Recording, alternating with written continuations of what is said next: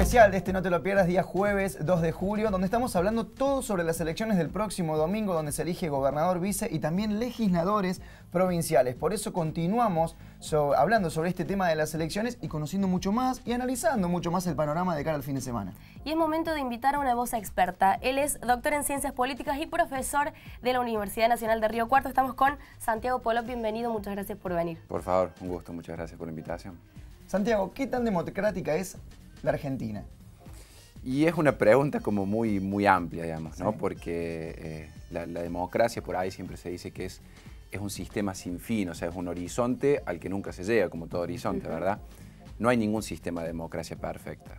¿Sí? La democracia siempre se tiene que pensar, o se podría pensar, en ámbitos de democratización. Lo democrático, digamos, es el tipo de instancia en donde se puede incluir la voz de todos los afectados en una decisión, pero en algún momento hay que decidir. Y la decisión en democracia, o cualquier tipo de decisión que uno tome, en cualquier tipo de ámbito del que uno esté hablando, siempre implica marginar algo. Es decir, se tiene que tomar la decisión. Si no, la pura democracia sería la pura deliberación absoluta y nunca la decisión. ¿Qué quiero decir con esto? Argentina es mucho más democrática hoy, considero, que hace 15 o 20 años atrás. ¿Por qué? Y porque digamos, se empiezan a ampliar a medida que se consiguen derechos o que se avanza en el otorgamiento y en el acceso a derechos, se otorgan, digamos, nuevos ámbitos, digamos, de pluralización de las decisiones. Por ejemplo, pensemos la ley de matrimonio igualitario o la ley de identidad de género, o por ejemplo la disputa ahora o el conflicto cada vez más notorio y emergente en relación a la violencia contra la mujer. Todos esos son ámbitos, ¿sí?, en donde se ha democratizado la palabra, es decir, afectados por otras decisiones, han tomado voz, han tomado parte, digamos, en la decisión que los afectaba, ¿sí? Entonces se puede decir que esos ámbitos son más democráticos, ¿sí? No es más democrático, por ejemplo, el ámbito del Poder Judicial. El Poder Judicial sigue siendo un ámbito muy poco democrático donde no tiene acceso, digamos, el conjunto de la población. ¿Sí? La democracia es el demos y el kratos, es el poder del pueblo. Sí. Donde el pueblo no participa, o donde los afectados del pueblo no participan en la decisión, se diría que son ámbitos menos democráticos. El Poder Judicial sigue siendo como un ámbito muy poco intervenido por las decisiones populares o por el control popular, si se quiere. Pero, por ejemplo, sí hay mayores ámbitos de democracia a nivel, les diría, por ejemplo, los convenios colectivos de trabajo. Los convenios colectivos, digamos, el crecimiento de los convenios colectivos significa, digamos, que hay una participación, ¿sí?, de las partes entre el empleador y el empleado, ¿sí?, en la discusión sobre el salario. Eso quiere decir que es un ámbito que se ha democratizado un poco más. En el ámbito no institucional, también, digamos, las instituciones permiten hasta cierto límite también la democracia, porque las instituciones tienen que hacer ¿qué? Tienen que decidir, tienen que funcionar, las instituciones necesitan ser operativas. Por lo tanto, en algún momento necesitan decidir. Pero se hacen más democráticas en función de qué, por ejemplo, las instituciones parlamentarias o legislativas, en función de que permitan la participación de los sujetos, y vuelvo a decir, involucrados por las decisiones que los van a afectar. ¿Sí? Esto está siempre en falta. ¿Sí? No se podría decir, por ejemplo, que el ámbito de la producción es un ámbito plenamente democrático, ¿sí?, porque sigue habiendo desigualdades sustanciales a nivel económico, evidentes y palpables en este país, como en la región, como en el mundo. Entonces nunca van a ser ámbitos plenamente democráticos porque no está democratizada, digamos, la distribución de la riqueza. ¿Se entiende? Santiago, ¿cuál es la importancia de ejercer el derecho de voto y cómo pensás que estamos parados nosotros como ciudadanos respecto de este tema? Es muy importante, o sea, el voto en realidad uno tendría que pensarlo, ¿sí?, no como el punto máximo, digamos, de la institucionalidad de la democracia. En el voto se decide todo lo que fue política anteriormente, ¿sí? No es que el voto decide, lo que ya se decidió anteriormente. La política transita, digamos, en lo cotidiano, transita en la disputa que uno ve, digamos, a diario por el sentido común, digamos, por la disputa por la palabra. Por ejemplo, cuando hablamos recién de democratización, la disputa, por ejemplo, por la ley de medios fue una disputa por el sentido común. ¿Por qué digo que eso es sumamente importante? Porque el sentido común, lo que uno toma por sentido común a nivel social, ¿sí?, es lo que le permite al sujeto ver o entender o comprender más o participar más de aquel lugar, digamos, en el que participa o transita su vida cotidiana. Y eso luego es lo que manifiesta o lo que hace eclosión en el momento del voto, ¿sí? Por eso el voto es resultado de la política anterior.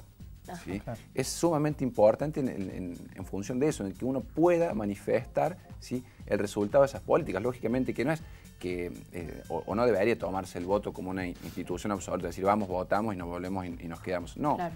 El voto tiene que marcar simplemente un momento de inflexión en el que uno acompaña o no ciertas políticas o propone otras, pero la política empieza el día después, o sea, Claro. hasta la próxima elección. Claro. ¿Sí? Por eso es sumamente importante, digamos, la institución del voto, ¿sí? Pero es fundamental, digamos, en cualquier democracia entender que la política se construye desde el sentido común, desde lo cotidiano, desde la pelea por ese sentido común. Bien. ¿Puede ser que como ciudadanos lo entendamos como un derecho y no muchas veces como un deber también? Sí, sí, es verdad. Pasa que también hay que entender que los derechos no se consiguen, no son concesiones graciosas, digamos, de los sistemas del poder. Para que se llegara, digamos, al derecho del voto, corrió mucha sangre entre medio, por decirlo así bien liso y llano, ¿no? El derecho a voto como institución del sufragio universal post-revolución francesa implicó una revolución sumamente sangrienta, es una pelea descarnada por participar de un ámbito de decisión. En Argentina, luego de la sanción de la ley Sáenz-Peña, o sea, la sanción de la ley Sáenz-Peña, por ejemplo, es resultado de todo este trayecto político, por ejemplo, que decíamos recién. O sea, todo hubo una discusión y un fogoneo previo, digamos, de la política para que resultara en la sanción de una ley. Eso determinó también otra serie de luchas. La institución del voto a la mujer también costó muchísimo. Hubo que pelear, digamos, y reflotar peleas intestinas y ancestrales, digamos, no solamente con el machismo societario, sino con una idea hasta denigrante de la mujer y su capacidad para participar en política. Entonces uno tiene que entender que los derechos, ¿sí?, detrás de los derechos hay una trama histórica, política, conceptual, de ideas y de disputa por esas ideas tremendas. ¿Sí? Entonces, claro, asumirlo como un derecho, ¿sí?, uno tiene que ser consciente de que detrás de ese derecho hay una obligación, digamos, en relación a la historia, más que al derecho en sí mismo, ¿no? Exacto. Cuando comienza a verse ya el clima electoral o la previa a las elecciones, la gente también se le consulta sobre qué opina de los candidatos y demás, y muchos hablan del descreimiento. Y cada vez suena más la palabra del descreimiento. En función de lo que decías hace un instantes nada más, Santiago, de la posibilidad del voto, el votar, lo que ya viene realizándose, también se escucha mucho de esto de no creemos ya en los políticos actuales y demás. ¿Cómo analiza eso? Eso es difícil, digamos, porque uno siempre parece que hablara como o se hablara en general de la clase política. Sí. La clase política, digamos, no se cría en ninguna isla ni en ningún ámbito separado del resto de la sociedad y luego se traspola, digamos, a los ámbitos institucionales de la democracia o las instituciones que tenemos. La clase política, digamos, es emergente de cualquier comunidad, de cualquier sociedad, o sea, no son elementos extraños. Pasa que hay que intentar romper con esa diferencia o esa diferenciación entre sociedad civil y sociedad política. ¿Sí? No hay una diferenciación, digamos, cuando existe esa diferenciación es cuando se permite justamente o cuando se intenta romper con esto que decimos con el circuito de las decisiones. Claro. ¿Qué quiero decir? Dejar el ámbito de las decisiones a algo así como la clase política es un trayecto, es una idea de lo que se hace con el poder. Es decir, el poder parece que se decidiera en la clase política, ¿sí?, o en el sistema político. Y no es así, no debe ser así, no debiera ser así. Uno debiera permanentemente intentar romper con esa lógica. El reclamo, digamos, a la clase política o al desinterés por la clase política, hay una apuesta muy fuerte, digamos, a ese desinterés. ¿Sí? Digamos, ¿qué quiero decir con esto? Hay una apuesta muy fuerte a la desmovilización, por ejemplo. ¿Sí? Por ejemplo, ¿por qué la pelea histórica entre los empresarios y los trabajadores fue para desmovilizar a los trabajadores que no se sindicalizaran y demás? Porque eso permitía la sindicalización o la organización de los trabajadores, permitía presionar, ¿sí? Por políticas y por mejoras de la vida, digamos, sustancial del trabajador en relación, digamos, al empresario. En este sucede prácticamente, o podríamos establecer un paralelismo. La movilización de la sociedad, o tener una sociedad movilizada o politizada, ¿sí? Implica un control mucho más próximo, mucho más cercano a las políticas públicas. ¿Sí? Entonces, cuando no se quiere, digamos, ese control, cuando no se desea mucho ese control, se apuesta a estrategias de desmovilización. Por eso yo soy siempre muy cauto por ahí cuando me preguntan o me hablan, digamos, del ciudadano despolitizado. El ciudadano no se despolitiza porque sí. ¿Sí? Todos somos sujetos políticos y muchas veces ni siquiera nos damos cuenta que somos sujetos políticos, estamos absolutamente atravesados de la política. ¿Estamos decididos por nosotros o están decidiendo por nosotros permanentemente? ¿Sí? Ahora, establecer ese vínculo, ese canal de contacto entre la decisión de la política pública y la participación del sujeto implica un poco romper con esa lógica entre sociedad civil y sociedad política, ¿no? Sí, exacto. ¿Cuál crees que es el rol de los medios en todo esto, en las elecciones, en la política? Y es tremendo. O sea, claro, porque digamos, uno está permanentemente consumiendo, digamos, o formándose o informándose a través de los medios, ¿no? Los medios han tenido, desde que se han masificado, digamos, una influencia decisiva en la construcción de la opinión de los sujetos.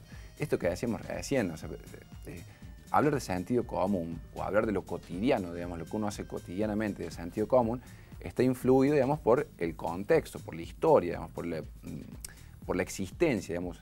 Había un filósofo que decía que uno es uno y sus circunstancias, ¿sí? Las circunstancias que lo envuelven a uno, que lo hacen a uno ser quien es, ¿sí? Están determinadas por la historia familiar, por la historia de esa sociedad, por la historia de la comunidad, por cómo se han conformado los poderes de esa sociedad, ¿sí? Y si a determinado medio, digamos, lo conforma una cierta parte, una cierta estructura de poder, ¿sí? Y una cierta lógica, digamos, que orienta ese poder, ese medio está transmitiendo esa misma lógica y esa misma orientación de poder a aquel que la está consumiendo. Es decir, no es que el medio pretende que el sujeto que lo consume no sea crítico, sino que supone que asuma su crítica o su posición. ¿Se entiende? Entonces, claro, el consumo masivo de los medios, ¿sí? Implica una masividad o una uniformidad de criterios o de apreciación sobre lo cotidiano de uno, sobre la existencia. Entonces eso incide absolutamente en el sentido común y en cómo uno enfrenta esa existencia, digamos. Santiago, ¿qué influencia puede tener la elección de este próximo domingo a nivel nacional y de cara a los 30 días siguientes que van a ser las PASO, las primarias? ¿Sí? Y todo depende del resultado, lógicamente, ¿no? Uno no podría hacer demasiado futurismo, o sea, sería un poco imprudente. Pero sí yo creo, por ejemplo, que si ganan en este momento quienes son oficialistas, no tendría ninguna incidencia luego en la elección nacional. El propio Schiaretti ha intentado estos últimos días mostrar una cierta simpatía con Scioli, ¿sí? Como decir, no, en realidad somos amigos, o sea, como diciendo, ya dándolo casi a Scioli como presidente, diciendo, bueno, nosotros no vamos a estar tan lejos. Luego, si ganara Castello, lógicamente habría un alineamiento mucho más claro. Si ganara Aguad, digamos que sería el único escenario donde podría incidir, me parece, o tener despertar un termómetro distinto a nivel nacional, sería en el caso de que ganara Aguad. En función de que esté el PRO involucrado, claro, digamos que el PRO viene de perder en Santa Fe. Exactamente, le serviría, digamos, al PRO como para inflarse un poco, ¿sí? A sí mismo y darse un ámbito territorial que no tiene en este momento, porque el PRO no tiene ninguna estructura a nivel nacional, por eso se ha aliado con la Unión Cívica Radical, que sí tiene esa estructura, ¿sí? Pero me parece un escenario muy lejano el que vaya a ganar Aguad, eso como opinión. Bien. Santiago, te invitamos a que te quedes un ratito más. En el próximo bloque vamos a analizar las propuestas de los candidatos, de los 3 candidatos más fuertes. Sí, que tal vez lideran los que son las encuestas realizadas desde hace un largo tiempo. Claro. Bien. Perfecto. Bueno, entonces nos vamos a la pausa, pero ya regresamos con muchísimo más.